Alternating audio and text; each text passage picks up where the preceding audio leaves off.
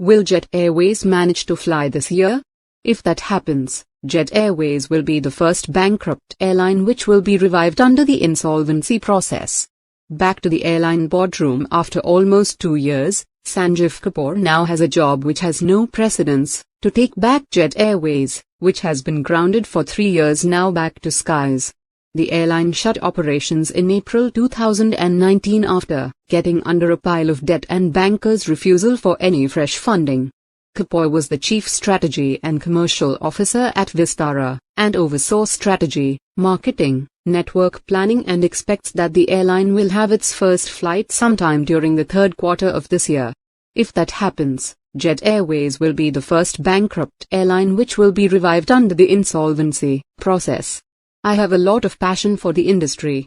I was very impressed by the vision and commitment of the promoters and getting an opportunity to bring a well-known brand back to life, Kapoor said, who had led SpiceJet as its COO in 2014 to 2015, implementing innovative pricing and marketing strategies.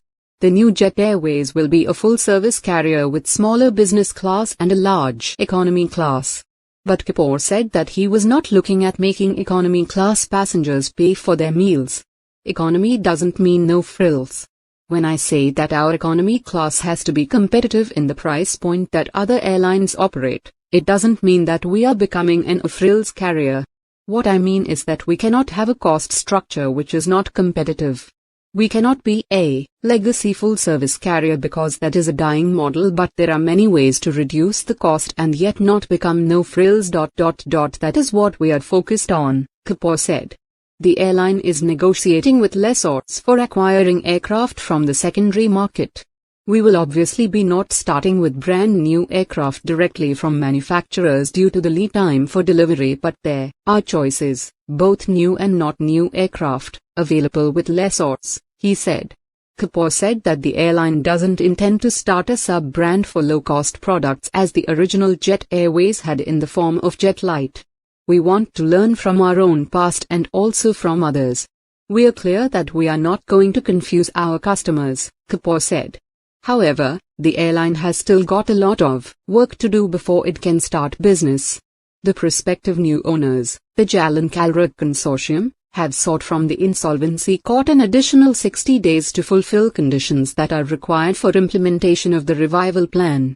Last June, the NCLT cleared the consortium's plan to revive Jet Airways, which suspended operations in April 2019. According to its conditions, the consortium had 270 days to fulfill conditions that are required for plan implementation. The 270-day limit ended on March 22.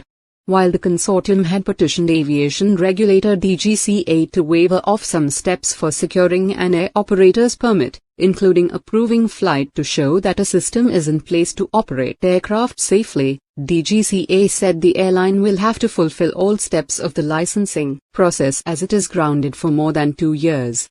In many respects it is like starting a new airline. It has been more than 3 years that Jet ceased operations.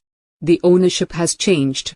While we are reviving Jet, it is also time to try out new things, but this is certain that we will not dilute the brand positioning that Jet Airways had, Kapoor said.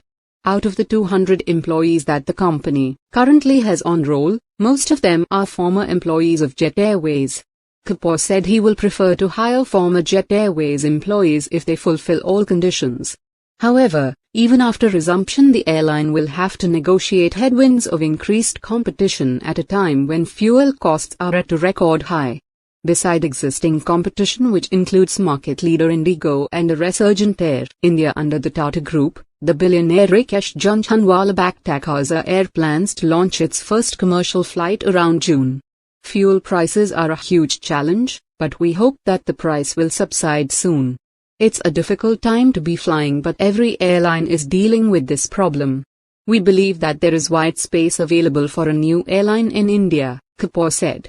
The consortium, which is led by Uzbekistan-based businessman Morari Lal Jalan, has proposed a total cash infusion of Rs 1,375 crore, Rs 13.75 billion. Out of that, Rs 475 crore, Rs 4.75 billion, that will be used for payment to stakeholders, including financial creditors. I don't think there has been an airline which started with that much funding discounting sale and leaseback and vendor incentive, Kapoor said, reassuring that there will be no problem of. This channel needs your support. Kindly subscribe this channel. Thanks for watching this video.